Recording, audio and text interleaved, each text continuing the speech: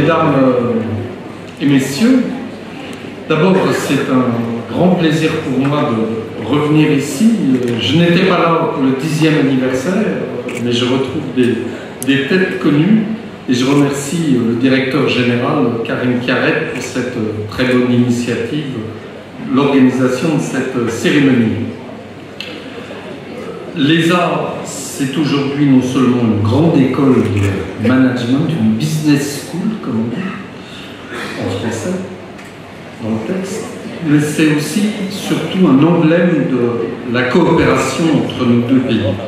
Et lors de l'ouverture du premier conseil d'administration de l'ESA en 2004, Xavier Darcos, qui était ministre de la coopération, soulignait le caractère moderne de ce partenariat, une coopération d'acteurs près du terrain à laquelle le ministère des Affaires étrangères français apporte tout son soutien parce que l'objectif c'est former des cadres et des dirigeants d'entreprises pour accompagner l'Algérie dans ses mutations économiques.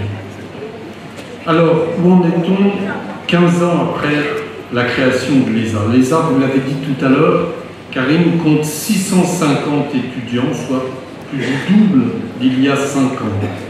Elle offre 4 filières académiques, elle développe de nouveaux programmes adaptés aux demandes du marché, master en logistique, droit des entreprises, digitalisation des entreprises. L'ESA s'appuie sur des partenaires solides, la Chambre de commerce de Marseille, des universités, des écoles de commerce françaises, mais elle est surtout depuis plusieurs années la première école de management en Algérie et elle est parmi les 10 premières écoles de commerce et de management d'Afrique. Bien sûr, je saisis l'occasion pour saluer ici les anciens directeurs et directrices de l'ESA et qui ont chacun, à leur manière, contribué à la réussite de cet établissement avant vous, M. Kiaret. Et donc je suis moi-même très heureux d'avoir pu, pendant mon premier mandat ici, accompagner le développement de l'ESA entre 2008 et 2012 et à nouveau depuis 2017. Ce qu'est l'ESA doit s'apprécier à la lumière de cette ambition commune qui fut la nôtre, créer une business school, une école de commerce prestigieuse, internationale, rivalisant avec celle du pourtour méditerranéen.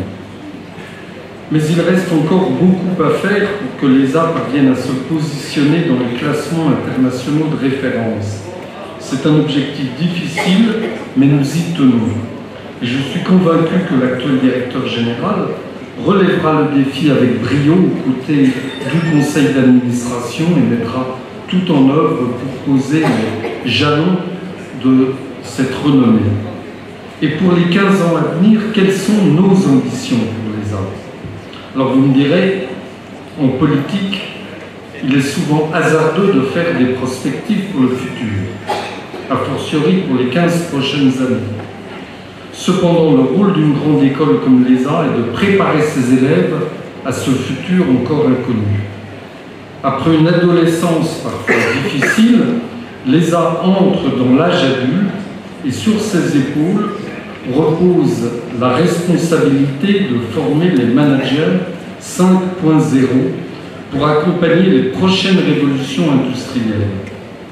La transformation digitale sera notamment un phénomène social qui affectera tous les métiers et les changements d'ampleur sans précédent se produisent sous nos yeux. On me rappelait que la semaine dernière, le 23 octobre, il y avait la naissance du premier ordinateur quantique. Cette nouvelle machine a effectué un calcul en 200 secondes qui aurait pris 10 000 ans sur un ordinateur classique. Cette nouvelle révolution est en marche et elle va déferler sur nos sociétés. La marche sera haute et c'est pourquoi il faut dès aujourd'hui développer les esprits à l'ère du digital. Dans cette tâche, Monsieur le Directeur Général, vous ne serez pas seul. L'ESA, on l'a dit, est née d'une ambition conjointe franco-algérienne par la volonté politique et l'histoire commune de nos deux pays doit nous encourager à renouveler cette ambition. Former des experts et des cadres solides qui affronteront les défis de demain dans un monde globalisé, réaffirmer les valeurs humanistes avec une stratégie tournée vers l'excellence.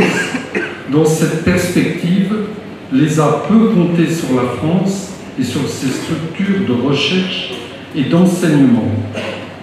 Le partenariat entre l'Algérie et la France doit porter cette vision de l'ESA et créer un espace franco-algérien de recherche et d'enseignement supérieur. Cette identité algéro-française, franco-algérienne, c'est l'identité de l'ESA, c'est son trésor, c'est son atout, c'est son drapeau. J'ai donc la conviction que cette école a encore un immense potentiel de développement. Je renouvelle l'engagement de la France et je réitère mon soutien et mes remerciements à son directeur général. Avant de nous retrouver dans 5 ans pour le 20e anniversaire, nous nous retrouvons samedi à 18h ici pour une conférence organisée avec l'ambassade, pour une conférence de Patrick Poivre d'Arvor, qui n'est sans doute pas un ancien élève de l'ESA, mais enfin qui sera heureux de venir à l'ESA. Donc merci à tous et bon anniversaire à tous. Merci beaucoup.